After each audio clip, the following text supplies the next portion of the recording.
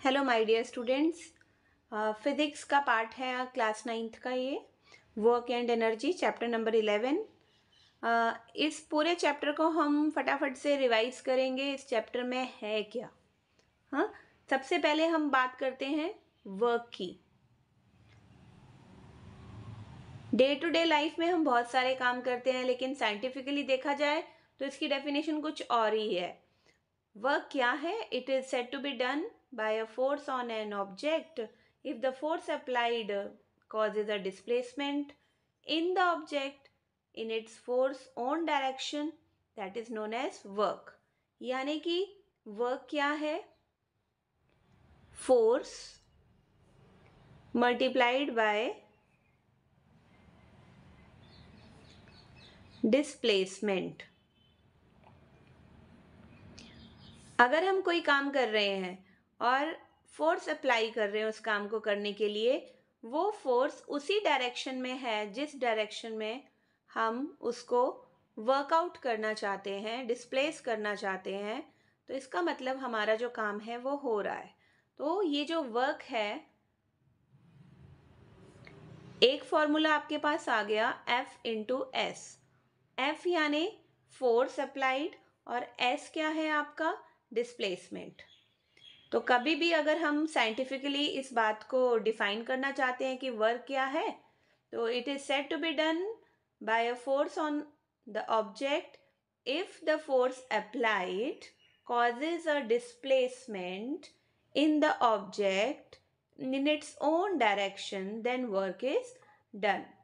अगर हम प्रोडक्ट करते हैं फोर्स और डिस्प्लेसमेंट का, तो हमारे पास आ जाता है वर्क डन। अब ये जो हमारा वर्क है, ये कितने टाइप का आपकी बुक में बता रखा है? वर्क इज ऑफ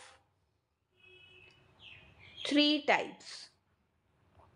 अगर हम बात करें वर्क कितने तरीके का है, तो वो 3 टाइप्स का है। Number 1 positive,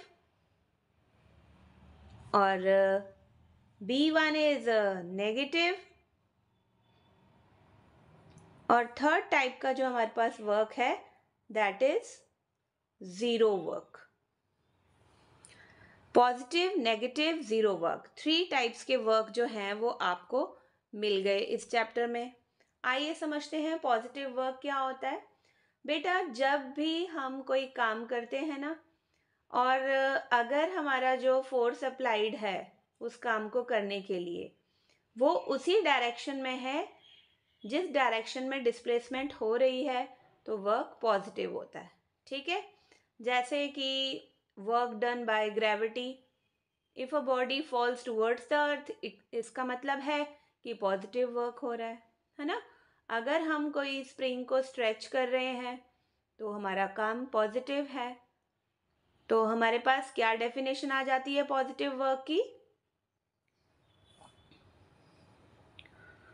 work is said to be positive if the applied force has a component in the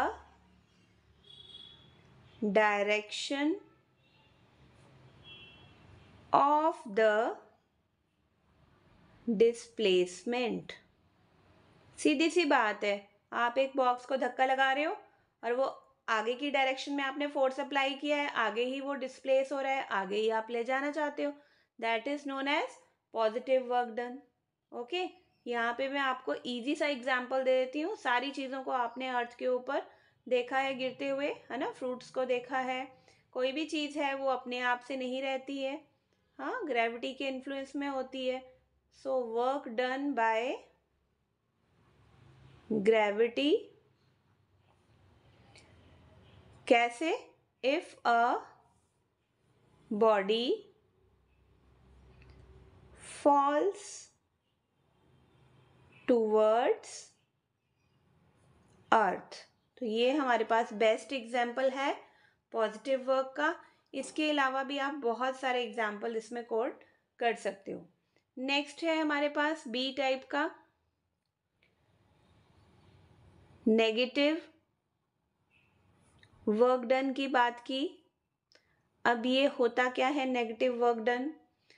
work done is said to be negative if the applied force has a component in a direction opposite to that of displacement।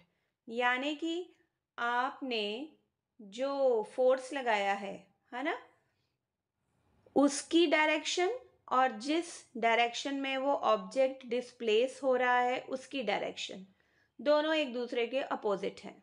आप चीज को आगे move करना चाहते हैं लेकिन object पीछे को मूव हो रहा है, तो इसको हम कहते हैं नेगेटिव डिस्प्लेसमेंट, है ना, negative work done.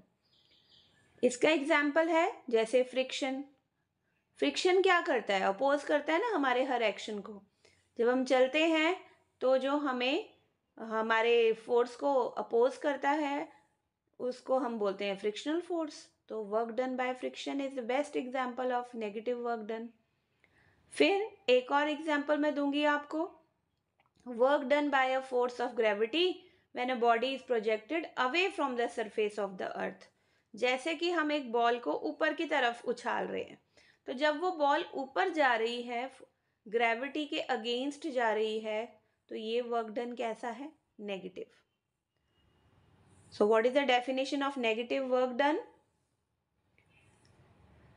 If the applied force has a component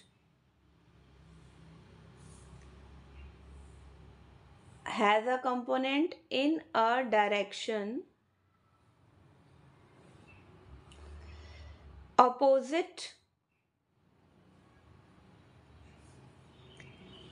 to that of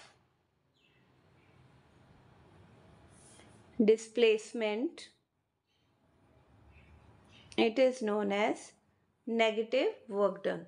आप किसी घोड़े को आगे खींच रहे हो और वो पीछे को जा रहा है, तो ये बेस्ट एग्जाम्पल है नेगेटिव वर्क डन का।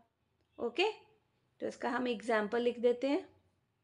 सेम इसी का उल्टा लिखेंगे, work done by gravity if body goes away from the earth। Next हमारे पास थर्ड टाइप का है work done, that is zero work. ध्यान से समझोगे बेटा, ध्यान से सुनोगे। जीरो वर्क क्या होता है? जीरो वर्क का अगर आप लिटरली मीनिंग देखो हिंदी में, तो इसका मतलब कोई काम हुआ ही नहीं है, ना पॉजिटिव ना नेगेटिव। तो इसकी डेफिनेशन क्या आएगी? Work done is said to be zero if the force is zero और डिस्प्लेसमेंट इज जीरो। यानी हम ऐसे लेते हैं ना, W is equal to F into S. अगर इन दोनों में से कोई भी जीरो है तो सीधा मतलब है कि आपका वर्क डन क्या हो जाएगा? जीरो। तो इसकी डेफिनेशन लिखो बेटा, work done is said to be zero if the applied force is zero or displacement is zero। दोनों में से अगर कुछ भी जीरो है तो आपका वर्क डन जीरो है। इस चीज को ऐसे समझेंगे जैसे work done bye centripetal force, है ना। सेंट्रीपिटल फोर्स से हम गोल गोल गोल गोल घूमते रहते हैं, है ना, उसी पोजीशन पे आ जाते हैं जहां से हम चले होते हैं। तो जब हम उसी पोजीशन पर पहुंच रहे हैं तो हमारी डिस्प्लेसमेंट जीरो है, तो इसका मतलब हमारा वर्क डन जीरो है। Work done bye coolie carrying load on his head, अगर सिर के ऊपर कुछ कूली ने उठा रखा है, या work done by a man a women carrying load on his head, तो क्या है? आप सिर के ऊपर ही है वो लोड, कहीं डिस्प्लेस नहीं हो रहा, तो इसका मतलब क्या है? वहाँ पर हमारा जो एक ही जगह पोजीशन होने के कारण डिस्प्लेसमेंट ज़ीरो हो रही है, इसका मतलब कोई काम नहीं हो रहा है ना। और या फिर हम कुछ नहीं कर रहे हैं, फोर्स अप्लाई ही नहीं कर रहे हैं, तो उस केस में भी हमारा वर्क डन ज़ीरो होगा। तो यहाँ पे मैं आपको एग्जाम्पल दूंगी, जिस पॉइंट से हम चलते हैं वहीं पहुंच जाते हैं, डिस्प्लेसमेंट कुछ नहीं होती। तो work done bye centripetal force, तो ये बेस्ट एग्जाम्पल है आपका जहां पे हम बोल सकते हैं ज़ीरो वर्क है। ठीक है, अब हम आगे करेंगे किस पे हमारा वर्क डन जो है वो डिपेंड करता है। ये क्वेश्चन भी आपको आ जाता है ना। तो आइए करते हैं इसको।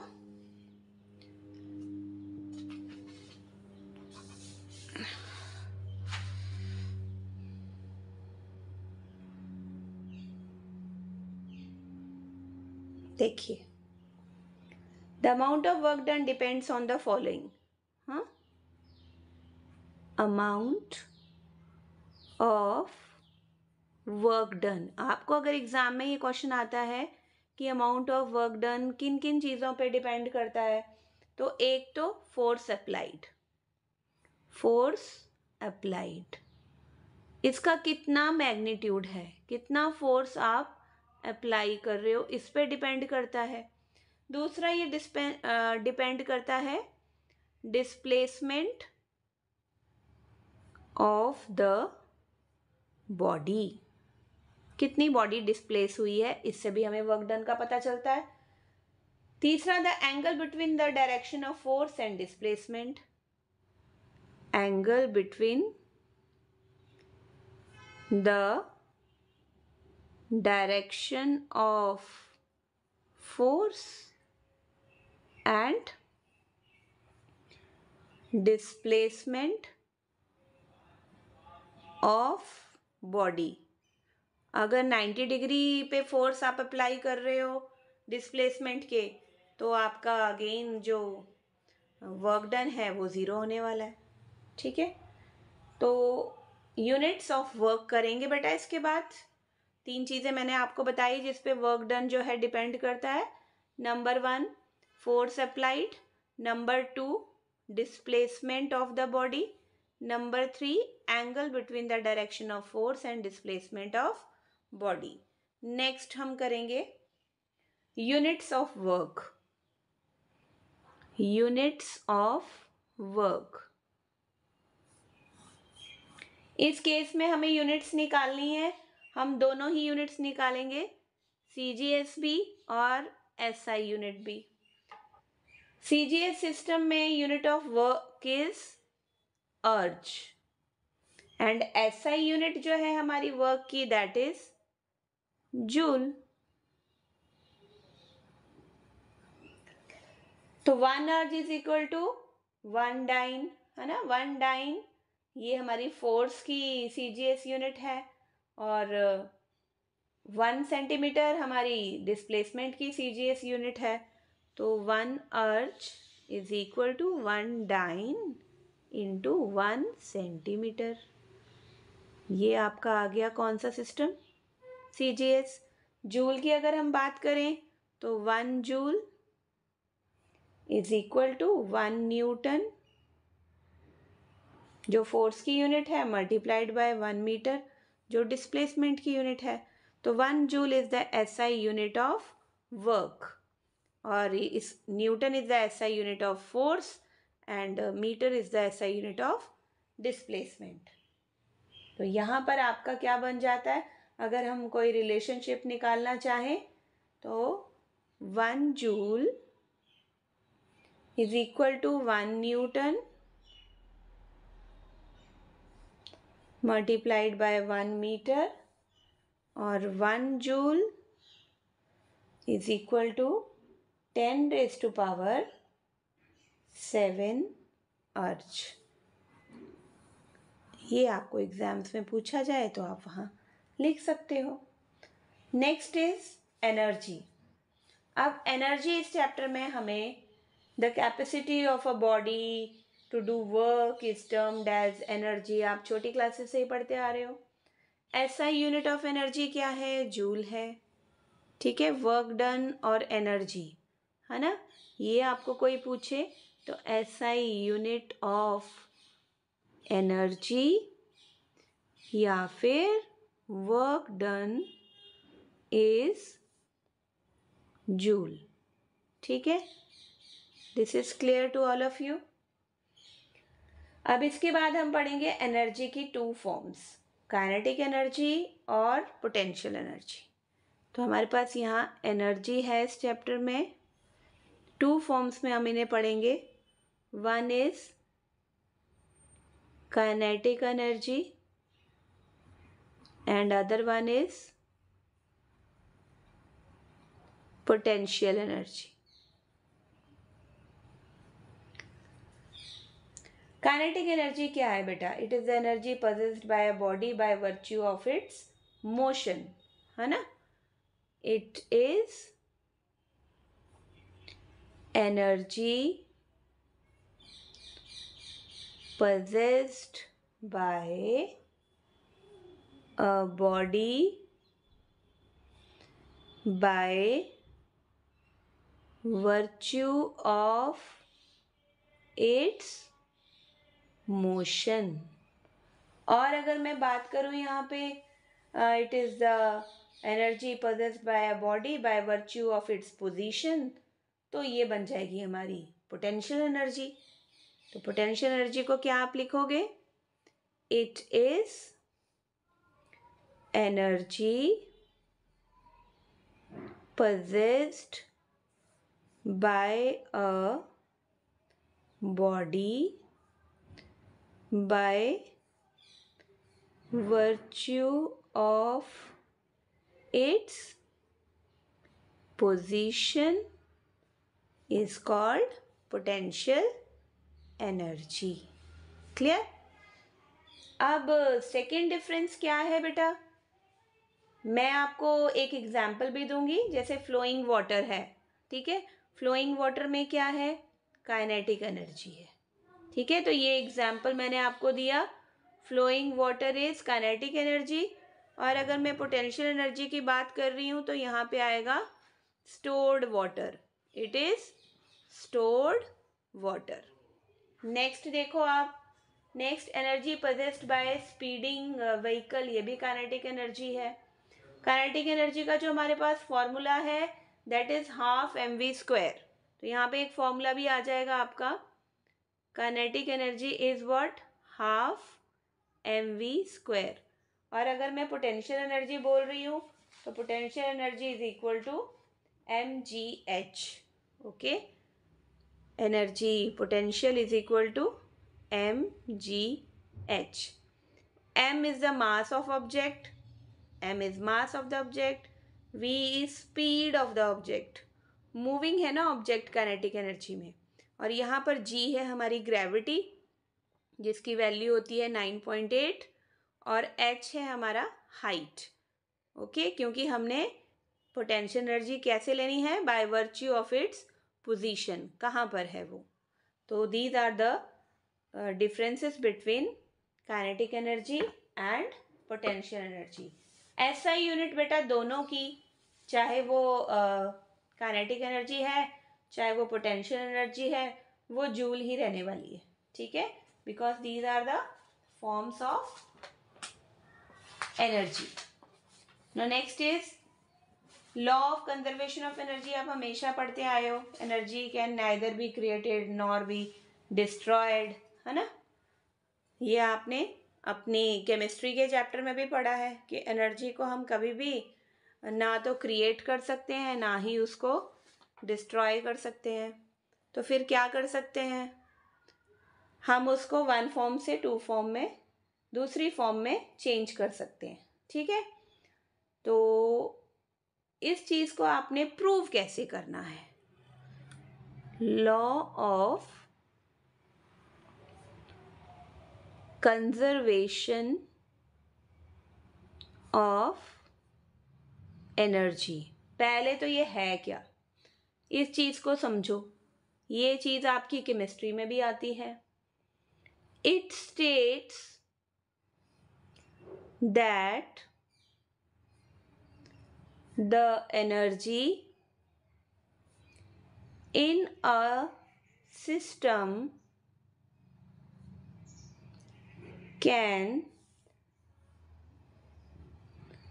neither be created nor destroyed. ठीक है. It can simply change. It can change from one form to into another.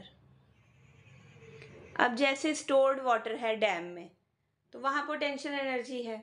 जैसे हम उस स्टोर्ड वाटर को फ्लो करेंगे, है ना, ऊपर से उसको हम बहने के लिए अलाउ करेंगे, छोड़ देंगे, तो वो पोटेंशियल एनर्जी जो है स्टोर्ड वाटर की किस में कन्वर्ट हो जाएगी? मूविंग वाटर में, काइनेटिक एनर्जी में. अब ये काइनेटिक एनर्जी अगर टरबाइन पे गिरता है पानी, डैम का वाटर जो टरबाइन्स पे गिरता है हाइट पे, वो उस टरबाइन को रोटेट कर देता है, यानी कि वो एनर्जी चेंज हो जाती है मैकेनिकल एनर्जी में. Again this mechanical energy produces electrical energy. तो आपने देखा कैसे सीक्वेंस में एनर्जी तो ना क्रिएट की हमने, ना उसको हम डिस्ट्रॉय कर पा रहे हैं, but it can be change from one form to another. तो आप इस चीज़ को ऐसे समझोगे. और अगर आपको प्रूव करने के लिए आता है मैथमेटिकली, तो आप कैसे प्रूव करोगे? टोटल एनर्जी आपके पास है क्या? Kinetic energy plus potential energy. Total energy को हम लिख रहे हैं ई से, और काइनेटिक एनर्जी को हम लिख रहे हैं ई के से, पोटेंशियल एनर्जी ई पी से. Now total energy is equal to half m v square plus m g h. अब आप देखो, मैं आपको एक एग्जाम्पल दे रही हूँ.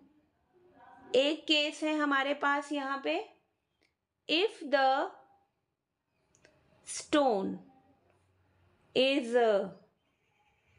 projected upwards.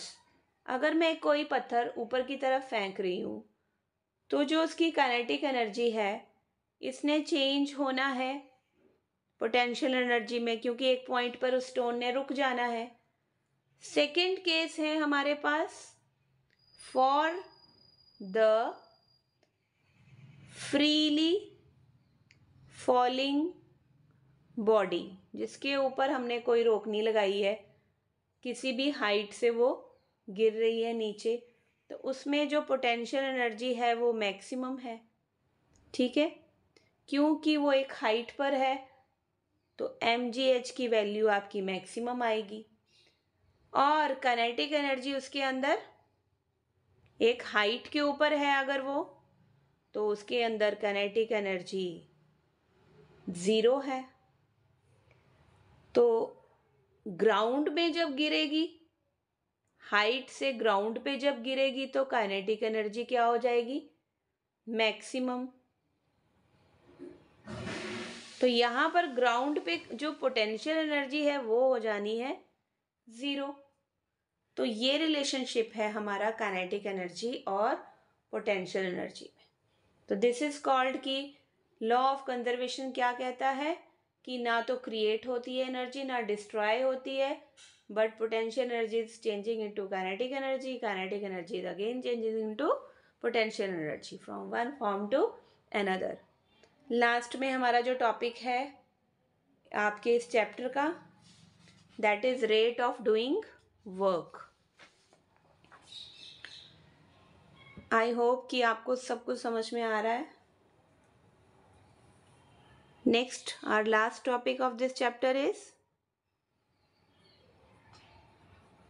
rate of doing work. कि कैसे काम हो रहा है. Rate of doing work. Rate of doing work is known as par. इसको हम एक नाम देते हैं par, जिसको हम डिनोट करते हैं P से. ठीक है, अगर हम बात करें P पावर जो है आपकी क्या है, W/T। अब यहाँ पर W क्या है, वर्क डन, कितने टाइम में वो वर्क डन हो रहा है ना, यही मतलब है इसका, उसको हमने पावर से लिख दिया। अब हमारे पास जो SI यूनिट है, पावर जो आपसे पूछ ली जाती है एग्जाम में, दैट इज वॉट। ओके, तो अब आपको एग्जाम में क्या आता है बेटा, 1 वॉट को डिफाइन करना। तो 1 वॉट आपको पता है पावर क्या है, वर्क डन अपॉन टाइम। तो 1 वॉट क्या होगा, 1 watt it is equal to, work done को हम 1 जूल लिख रहे हैं और टाइम को हम 1 सेकेंड लिख रहे हैं। ठीक है, तो अनदर यूनिट ऑफ, ये हम आपके पास एक रिलेशनशिप आ गया। ठीक है, तो 1 watt is equal to joule per second, इसको ऐसे भी लिख सकते हैं, W is equal to joule per second. हाँ, next one is another unit of power is horse power. अगर हम देखें कि पावर की कोई दूसरी यूनिट है तो दैट इज हॉर्स पावर, और 1 हॉर्स पावर जो है that is equal to 746 watt के बराबर है, ये आपको याद रखना है। तो हमने जैसे किया, work done is F into S, power is equal to FS upon time, तो ये आपका आ गया FU, क्योंकि S अपॉन T, ठीक है, distance upon time is speed. Okay, it is speed. Now thus instantaneous power is the product of force and velocity. तो यहाँ पर कंफ्यूज नहीं होना, u क्या है आपका, वेलोसिटी, और ये किससे आया है, डिस्टेंस अपॉन टाइम से। ठीक है, तो बिगर यूनिट पावर की हम देखें तो किलोवाट आवर है। ठीक है, बिगर यूनिट जो आपके पास टाइम की है, सॉरी पावर की है, वो है 1 किलोवाट, और 1 किलोवाट किसके बराबर होता है, 1000 जूल के। अगर हम कमर्शियल लेवल पर देखें, है ना, बहुत बड़े लेवल पर देखें, तो कमर्शियल यूनिट पावर की है बेटा 1 किलोवाट आवर। तो 1 किलोवाट आपका 1000 हो गया, आर को आप सेकेंड्स में चेंज करो तो 3600 सेकेंड्स आते हैं। तो जब आप इसको मल्टीप्लाई करोगे तो इट बिकम्स 3 × 6 10⁻6 जूल्स। तो ये आपका आ गया 1 kilowatt hour. This is very important. तो ये था बेटा आपका chapter work and energy class 9th का। I hope you enjoyed a lot. ऐसी ही वीडियोस मैं आपको लेती आऊँगी। कमेंट बॉक्स में आप ज़रूर लिखिए कि आपको ये चैप्टर समझ में आया कि नहीं। नेक्स्ट वीडियो में I will give you the numericals of this chapter. Okay, thank you, have a nice day.